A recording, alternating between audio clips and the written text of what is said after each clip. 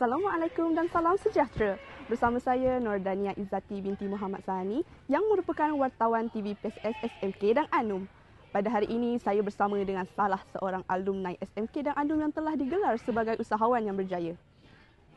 Encik Khalif, bolehkah Encik Khalif menceritakan sedikit sebanyak kenangan masa zaman persekolahan dahulu?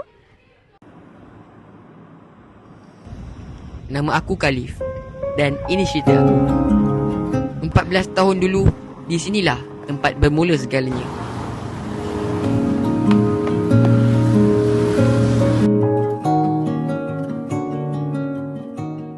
Kau tahu tak dah pukul berapa ni?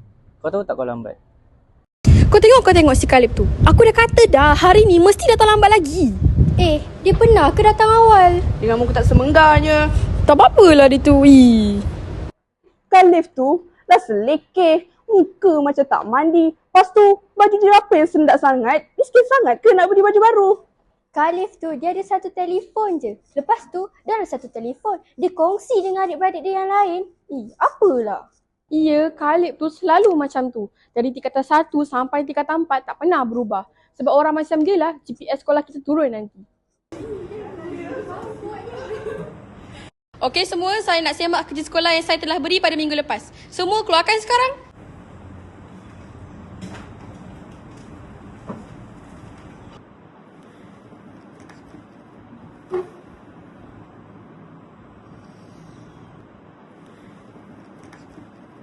Tengok, dia tak siap kerja sekolah lagi. Asal kau tak siap kerja sekolah? Misal kau orang lah kau ni. Tak, kau ni beban orang nak belajar kot. Aduh, dah lambat. Sebab kau orang belajar lambat. Tengok, aku dah kata tak buat kerja. Pasal kan?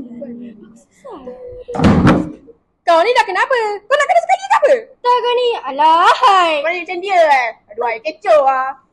Kau tahu tak hidup Khalif tu susah? Bukan kau hidup dalam kasut dia pun. Sebenarnya ada kisah Khalif yang semua orang tak tahu. Khalif hidup serba-serbi kurang. Buat kerja sekolah pun diterangi cahaya lilin, bukan lampu. Balik je dari sekolah, dia terus kerja untuk tolong ibu ayah dia dari segi kewangan. Kalau bukan dia yang tolong, siapa lagi? Dia buang rasa malu dia.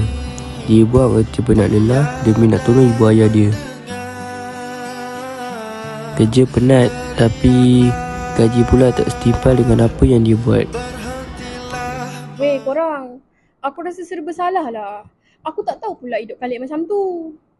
Itulah, kalau nak minta maaf, mesti malu. Aku ada idea. Apa kata kita minta maaf pakai surat? Jom. Jadi berkeping-keping. Kali ini aku coba merakitnya lagi. Meski kalau diamati agak aneh bentuknya.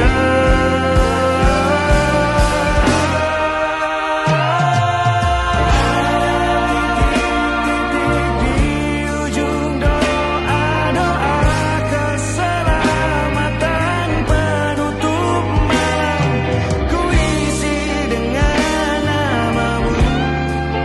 Coba memaafkanmu selalu. Kalau di situ ada salahku, maafkanku juga.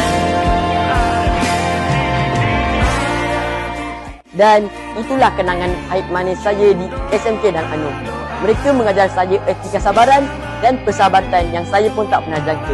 Terima kasih Alia, terima kasih Amanda, terima kasih Adam dan terima kasih Dania. Oh, begitu ceritanya. Sungguh bermakna kisah ini ya. Baiklah, itu sahaja dalam episod khas TV PSS pada hari ini. Sekian, terima kasih.